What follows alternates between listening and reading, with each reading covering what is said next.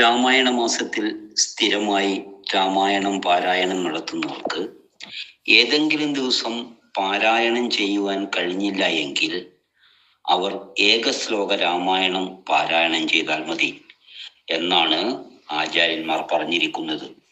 ഏകശ്ലോക Ramayanam.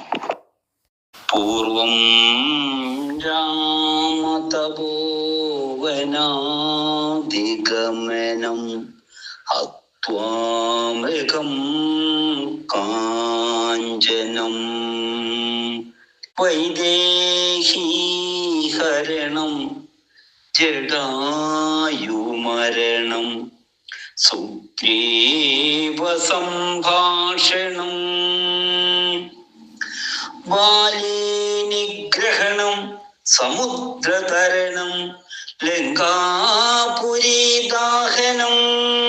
പശ്ചാത്രാവണകുംഭകർണഹനനം ഏതദ്ധീ Ramayanam.